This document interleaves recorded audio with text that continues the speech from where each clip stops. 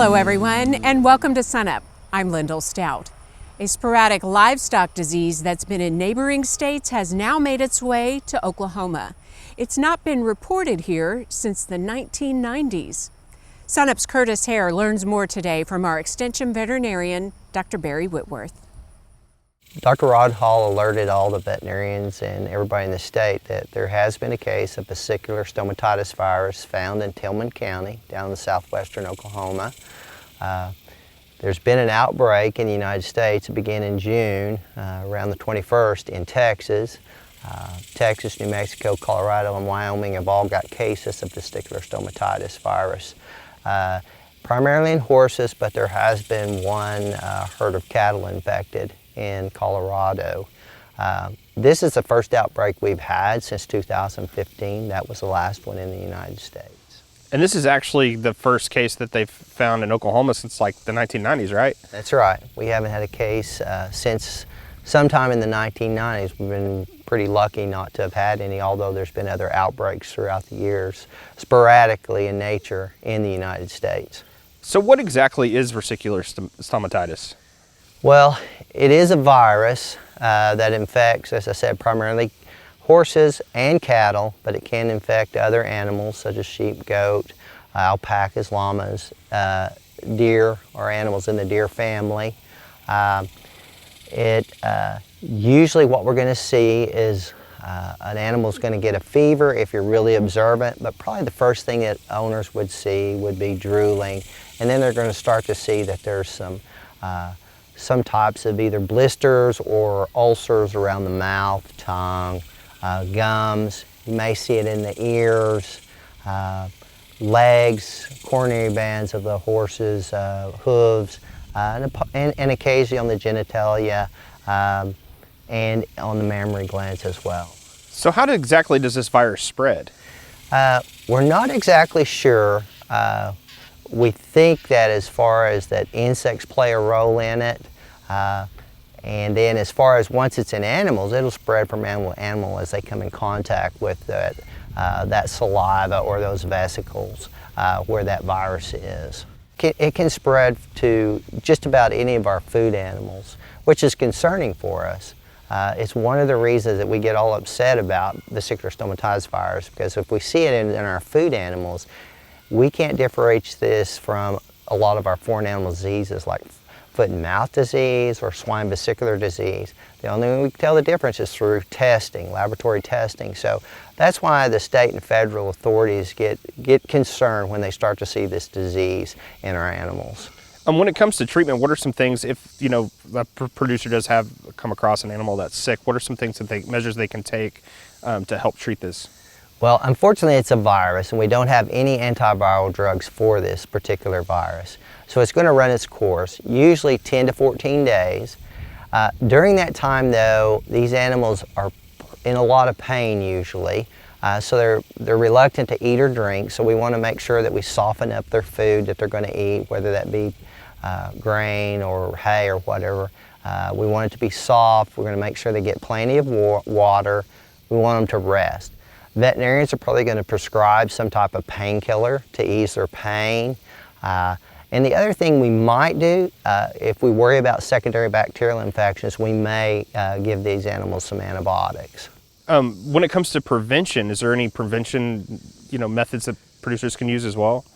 Unfortunately, there's no vaccine for the disease, so our prevention revolves around biosecurity. Being careful about if we purchase a new animal, about introducing that into herd. We want it to be isolated for probably 30 days, make sure it doesn't have any signs of illness. We want to be sure if we get an animal sick in our herds, that we get that animal out, isolate it from the rest of the herd, hopefully preventing spread of the disease. You really want to be careful. If you've got several horses, try to feed them and water them in individual buckets so that we don't spread. If you get one of them sick, you're not going to spread it from one animal to the next. And control the insects. That seems to be a part of this disease, so we want to do everything we can to control those insects. In horses, you may think about putting them up keeping them up at times when we know these biting insects are out, which is usually around dawn and dusk. If we could keep them in their stalls, especially if we got screens on that barn so that no insects can get in there, that may help us prevent this disease from spreading or getting into your herd in the first place. All right, thanks, Barry. If you would like some more information on vesicular stomatitis, go to our website, sunup.okstate.edu.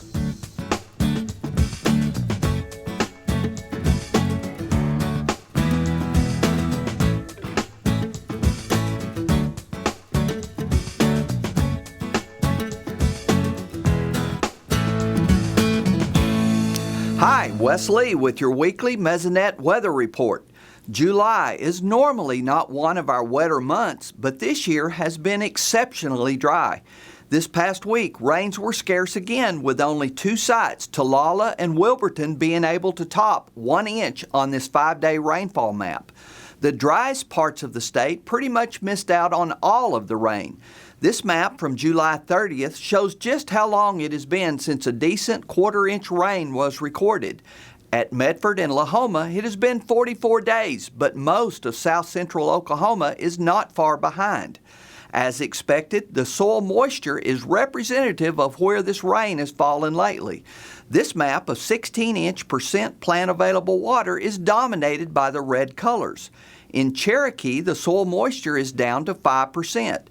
This means that the particular soil type at that site is only holding 5% of its maximum water holding capacity. Fire danger has not been much of an issue this year, but that is quickly changing. This map shows the burning index for the state on Wednesday afternoon. Much of north central Oklahoma is now reaching the high danger category. The burning index is a measurement of how intense a fire would be if it broke out. Now here's Gary talking more about the flash drought gripping the state. Thanks, Wes, and good morning, everyone. Well, the threat of more dry weather remains a concern as we now have a flash drought that is occurring across the southwestern quarter of the state. We will continue to see that drought intensify unless we get significant rainfall. Let's get straight to the new drought monitor map and see what we have. And now you can see those areas of moderate drought now down in southwestern Oklahoma with the surrounding abnormally dry areas. And so if we don't get significant rainfall anytime soon, we will see that drought continue to spread. Now the month of July didn't do us any favors.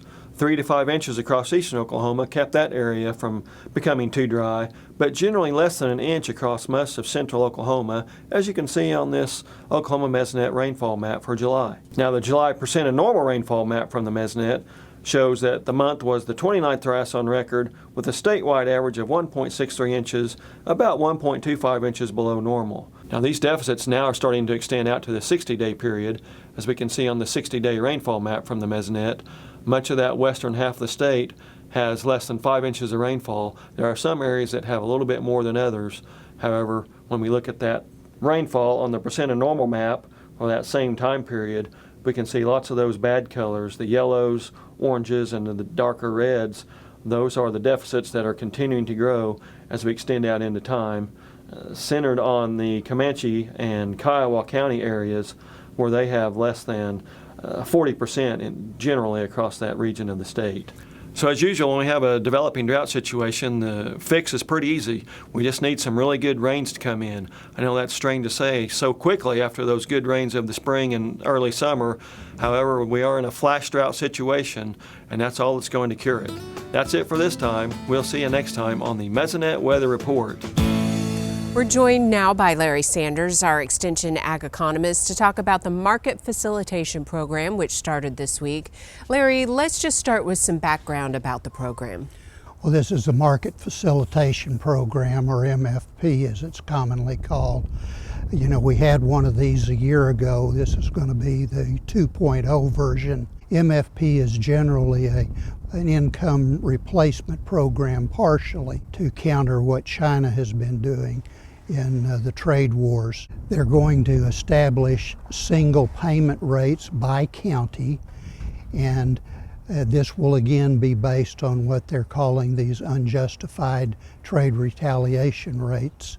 And so because of what a county is known for growing, you're going to see this single payment rate vary by county, anywhere from $15 in one county, $15 per acre, to $150 in another county.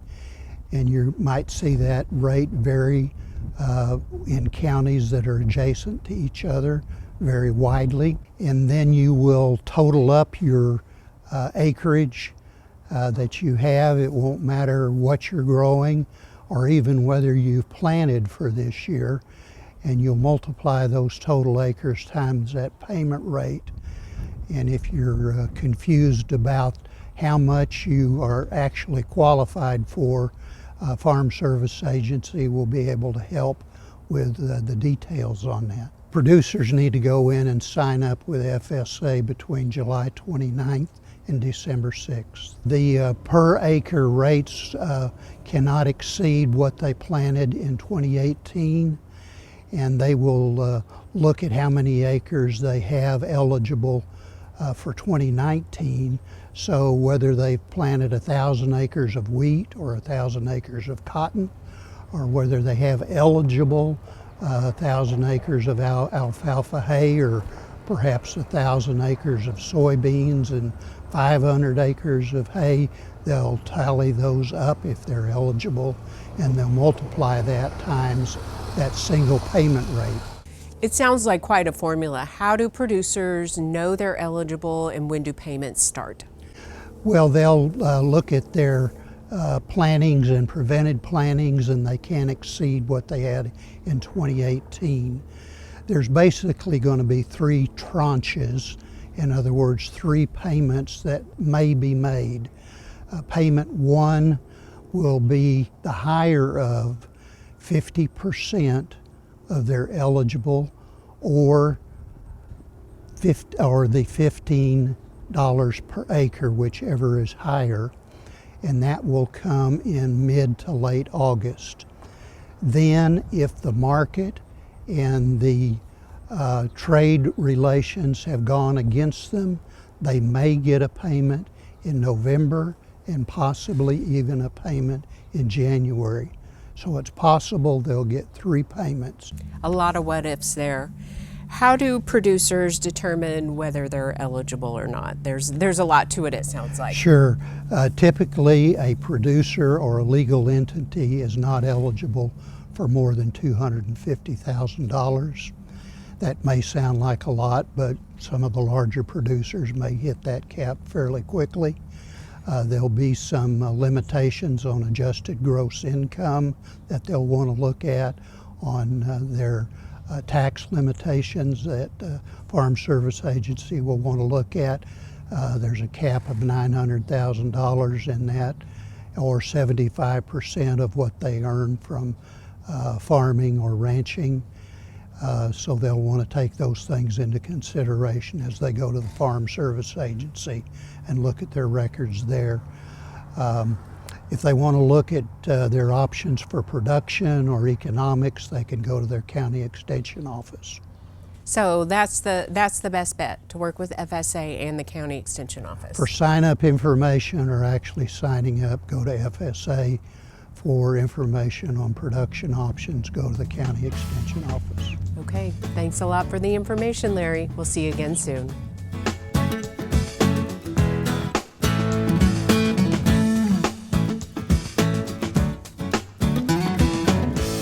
Well, it's that time of year that sugarcane aphids are starting to move through, and Tom, we're already actually starting to see that here, aren't we? That's right. Southwestern Oklahoma, I've already seen populations of sugarcane aphid in sorghum that needed to be treated, or in some cases the field had already been treated. So it's really important to let producers know that they have to be diligent in scouting their fields and watching, so that they don't get caught by surprise. Well, the good news is there's a new chemical out that's proven to be pretty effective in controlling aphids. That's right. One of the products that we have actually been asking for a Section 18 emergency use permit, the active ingredient is sulfoxaflor, has received a full federal label now, so it is going to be available. I won't have to write a letter in support of it every year. It's now fully available to producers in Oklahoma from now into the future. In regards to scouting, you actually have some research that was done here at Oklahoma State that you're actually using now, can make scouting a little more time like time effective. Yeah, well, it wasn't time effective for my graduate student because she had to collect a lot of data, but we have developed a sampling plan that we believe once we get it out to farmers and get them using it can save them a lot of time. In a few fields that I've sampled already, I was able to make a decision in those fields in 6 minutes versus having to take 29 minutes to go through and sample every plant that some of the other sampling plans require. So what exactly is this scouting method? Basically what it is we examine 2 leaves on 3 consecutive plants, and we keep track of every plant that has 50 or more aphids on their 2 leaves. That can then translate to whether there's enough pressure out there to have to treat or not. In the case that I've checked a couple of times already, we were able to make that decision after examining only 12 plants instead of the 48 that we typically have said that you need to do in the past. Which saves a lot of time. Saves a lot of time. All right, well thanks Tom. If you'd like some more information on scouting for aphids or just aphids in general, go to our website, sunup.okstate.edu. Analysts all over the world are seeing a lower than predicted wheat crop in Russia. Kim, shouldn't that help Oklahoma wheat prices? You think lower production in Russia, and we've said lower production in Russia would help Oklahoma prices, and they may be, but I think the problem that we've got is we're averaging about 11.3% protein in Oklahoma. The Russia, Ukraine, the other part of the world is providing 12.5 protein. Export minimum on contracts are 12% protein. We just can't make the export market, and that's having an impact on our prices. Do you think Oklahoma wheat prices will recover from all this? I'm pessimistic right now, and that may be the only good news we got now. But you look at what's going on, I just don't think prices are going to go up very much. I think we'll get a small rally, but not much. So why won't we see an upturn in prices? Well, I think it goes back to why are prices going down. You look at lower production in Russia. Hey, we'd expect prices to go up, but if you look at what's going on around the world, the other countries are making up for that Russian production. You look at Argentina, their production is supposed to be up 3% this year, above average crop. Australia up 21%. Now they've had 3 poor crops in a row, and this is another below average crop. Canada, 1.2 billion bushels, 5% above last year. Kazakhstan, 514, almost the same as last year. Russia, 2.7 billion, 4% above last year, but below our expectations. We were talking about 2.8, 2.85, something like that. Ukraine up 16%, over 1 billion bushels, record crop, right just above their average. So Ukraine's been very consistent on producing that upper 900 million crop. The U.S., our hard spring and our hard red winter, up 8%. So what we got around the world, our hard wheat exporters, their production's up 7%. That's why our prices are low. We still have a lot of wheat in the bins across the state, across the country. Should Oklahoma producers start pulling the trigger on that wheat? Well, I hate pulled trigger on $4.20 wheat, but if you look at the last 11 years, 9 of those 11 years you needed that wheat sold by August 31. On 10 of the 11 you wanted September 30, have it sold by 10. Only one, and that was in 2010, and that's when Ukraine and Russia both lost their crops, and I don't think we're going to see that. So yeah, I'd be selling some wheat. Who's going to be buying that lower protein wheat? Well, you look at the lower protein, it really needs to go into the feed market. What we won't and what could get us higher prices if we lose this corn crop in the United States, so a short corn crop. And reports are that we're feeding some wheat, that wheat is below the corn prices out in the Panhandle of Oklahoma and Texas, and we're moving it in that. That will support our prices, but right now it's supporting $4.20 wheat, and that's not very good. Right now, a lot of producers across the state have fields that look like this right here. They're thinking about the winter crops. Canola hasn't been a strong priced crop. Is wheat going to fall in that same category? I think so. You look at the wheat prices, you look at the 10-year projections, 2 different studies I've shown, they both got the average hard red winter wheat crop somewhere around $5 a bushel. So if you can't raise wheat for $5, you probably should look at alternate crops. Also, if you're going to raise wheat, you've got to have protein. Now I know weather has a lot to do with that, but so do production practices. And if you can't produce 12% protein wheat for $5 a bushel, then you've got to start looking for alternatives. Okay, thank you very much, Kim Anderson, Grain Marketing Specialist here at Oklahoma State University.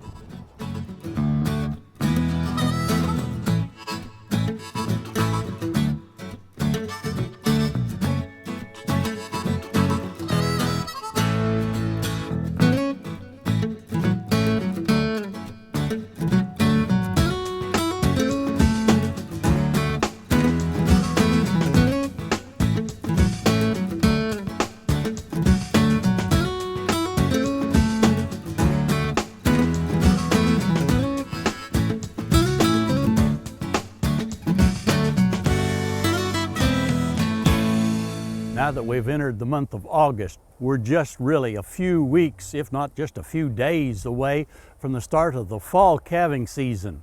For those herds in Oklahoma that have bred the cows, or especially replacement heifers, to start calving around the 1st of September, I want to remind you of some research done here at Oklahoma State University, again published back in the year 2004. What these folks did in this research trial was compare the gestation lengths of cows that were bred to calve during hot weather in August compared to counterparts that were bred to calve later in the fall, October and November. All of these cows were artificially inseminated to the same bull, so there's no sire difference involved with the gestation length. Over a 2-year study, what they found was that the cows that calved in the very warm weather in August actually had a 6-day shorter gestation length than did their counterparts that calved in October and November the first year. When they repeated the study the second year, there was still a significant difference of 4 days. That tells me that as we get closer into the latter part of August, we had better start checking those first calf heifers that we had planned to start at, say, the 1st of September. Some of those are going to calve considerably earlier than that, just due to the fact that they're gestating in warm weather. We want to start our calving checks perhaps around the 20th of August, be ready to help that first heifer that needs some assistance in the latter part of the month, because we know that the gestation length of these cattle is going to be considerably shorter as they have gestated in late August, early September, just due to perhaps the high temperature that gestation is taking place. Keep that in mind as we go through this calving season, and we look forward to visiting with you again next week on SUNUP's CowCalf Corner. Well, we're moving into the late summer months where the sun is hot and things are starting to dry out. So Daryl, how's that impacting pasture conditions? Well, you know, summer took a while to get here this year. It's been very much summer-like for the last couple, 3 weeks. And so, you know, it's kind of, it is drying down. We're starting to see those pasture conditions change a little bit. But all things considered, we're in very good shape this year. A lot of places are still kind of green. They're drying down quickly. So we're going to see some dryness appear if we look at the drought monitor map coming up. But again, it's late summer. It's the time of year we expect to see that. So all in all, we've got very good pasture conditions. So you mentioned the cooler summer that we had earlier this year and all the rain. How's that impacted hay production? Well, hay's been a little bit more of a challenge. Because of the cool, wet conditions, we had a hard time getting up hay. Some of the hay was late. The grass didn't grow early. In fact, that affected pasture a little bit with some kind of washy pastures early on. But the hay production is still a point of concern for some producers as we go through to see where we're at this fall with both quantity and quality of hay. So it will be one of the factors we need to keep an eye on this fall. So how are things been going with summer and beef demand? Well, I think that, you know, the summer conditions we've had have also probably had some impact on beef demand. It's generally been a cooler, wetter summer up until very recently. Memorial Day was kind of okay from a grilling standpoint. 4th of July was kind of okay from a summer grilling demand standpoint. Not bad, but not stellar as well. And so we may get one more shot here with Labor Day weekend coming up. But all in all, I'd say it's been kind of a moderate year, something that we're keeping an eye on. It sort of suggests beef demand's been a little bit flatter this summer compared to the last couple of years. You know what, looking at the general overview, you know, with weather conditions, you know, drying out, pasture conditions and stuff, those types of things, what are some other major factors that cattle producers are, you know, kind of looking at right now? Well, of course, you know, we're still operating in this turbulent backdrop of all the trade wars and tariffs and all of that stuff, which, you know, could change and cause issues. But aside from that, we mentioned hay potentially being a factor this fall. Other feed markets will also be a fall. We're still trying to figure out exactly where we stand with corn crops and you know, grain conditions as we go into the year. We'll be watching this upcoming August crop production report. You know, the African swine fever issue in China primarily, and the impacts that may have on global protein markets. So there are a variety of factors out there that we're kind of keeping an eye on as we go into the fall. All right, thanks, Daryl. Daryl Peel, Livestock Marketing Specialist here at Oklahoma State University.